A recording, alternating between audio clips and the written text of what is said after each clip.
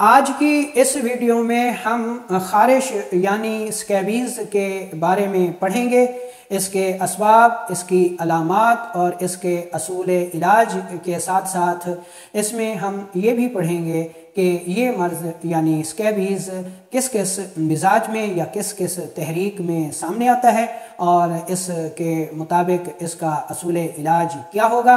اور اس کے ساتھ ساتھ میں آپ کو ایک انتہائی بہترین ہوم ریمیڈی اور ایک مالش بھی بتاؤں گا، جس کو اگر آپ کچھ عرصے تک باقاعدگی کے ساتھ استعمال کر لیتے ہیں تو سکیبیز سے مستقل بنیادوں پر نجات حاصل کر لیں گے۔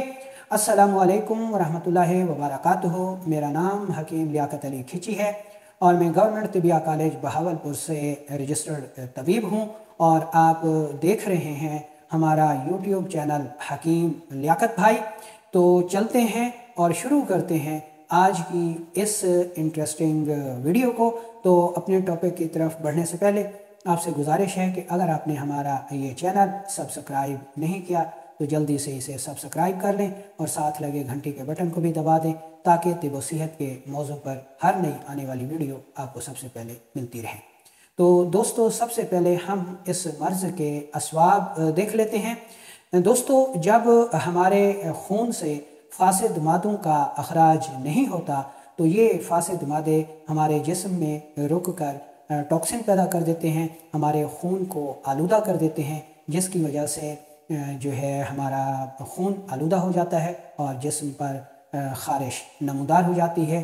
اس کے علاوہ صفائی نہ رکھنا، کئی دن تک غسل نہ کرنا اور ایک ہی لباس لمبے عرصے تک زیب تن کیے رکھنا، فاسٹ فوڈ، کھلا مشروبات کا بکثرت استعمال، شراب نوشی، سگریٹ نوشی، گیس، قبض اور مرغن غذاؤں کا بے تحاشا استعمال جو ہے وہ اس مرض کا اہم سبب بنتا ہے۔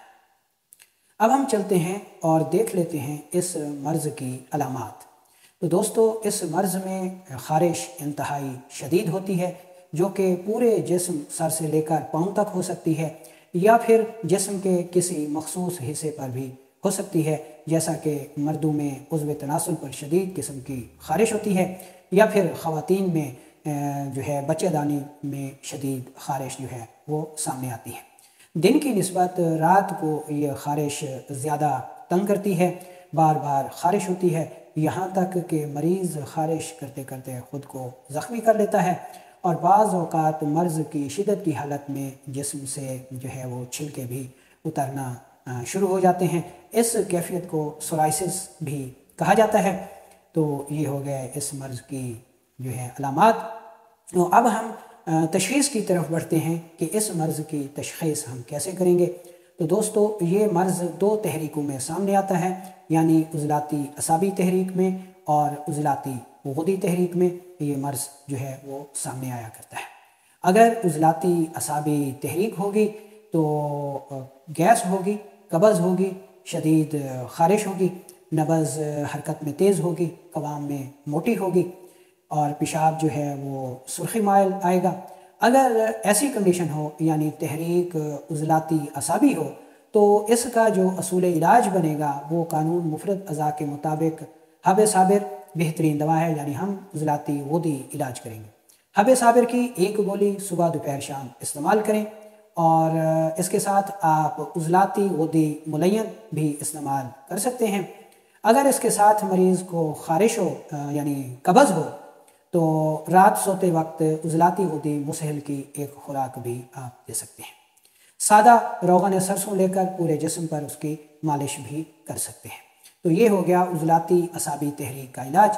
اور اگر تحریک عضلاتی غدی ہوگی تو یہ حرکت میں تیز ہوگی، 3 سے 4 انگلیوں پر ٹھوکر لگائے گی، حرکت میں تیز ہوگی، تنی ہوئی رسی کی طرح ہوگی، نبض کے اوپر انگلیاں رکھنے سے انگلیوں کو شدید ٹھوکر لگائے گی، اور قارورہ جو ہے وہ سرخی مائل مقدار میں کم آئے گا اور کبھی کبھی اس میں جلن بھی ہو سکتی ہے۔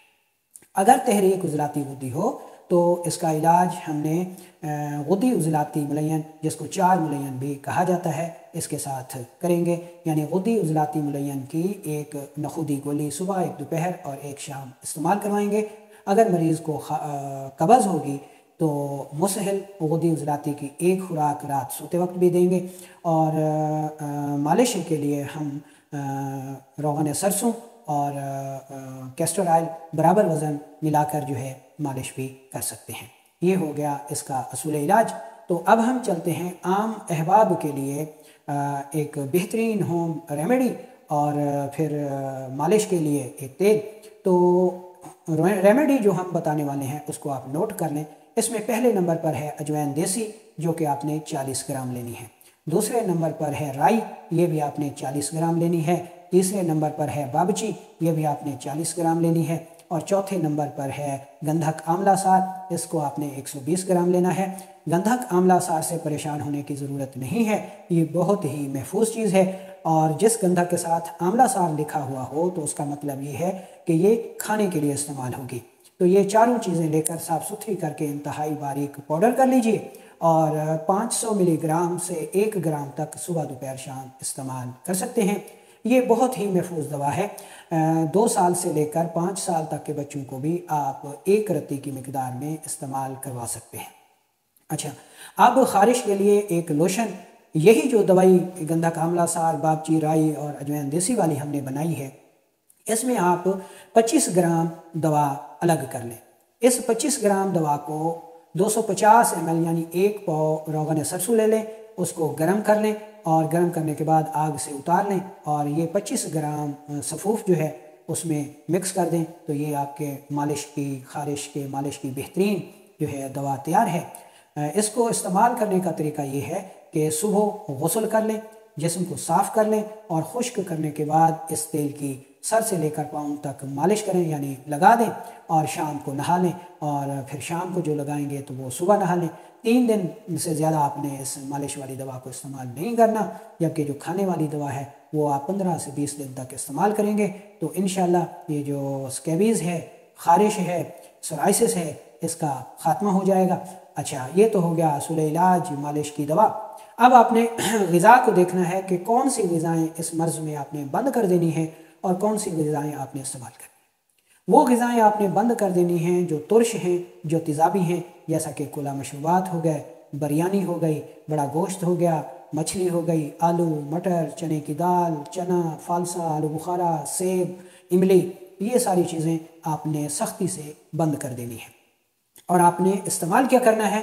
آپ نے میتھی استعمال کرنی ہے، پالک استعمال کرنی ہے، بکرے کا گوشت استعمال کرنا ہے جس میں کدو شریف ملایا گیا ہو، سبز توری، ٹینڈا، یہ ماش کی دال ہو گئی، کیلا ہو گیا، امرود ہو گیا، ٹھیک ہے نا جی؟ تو یہ غذائیں آپ نے استعمال کرنی ہیں۔ اچھا، یہ جو اسکیبیز ہے، خارش ہے، الحجامہ اس کے لیے بہترین علاج ہے۔ کسی اچھے طبیب سے جو کہ پڑھا لکھا ہو، ٹھیک ہے، اسے آپ نے حجامہ بھی لگوانا ہے، جو کہ اپنے شعبے کا ماہر ہو، ایکسپرٹ ہو، اناٹمی اور فزیالوجی کو جانتا ہو، اس سے آپ نے جو ہے حجامہ لگوانا ہے۔ تو انشاءاللہ یہ جو خارش ہے، اسکیبیز ہے، سورائسس ہے، اس سے مستقل بنیادوں پر آپ نجات پا لیں۔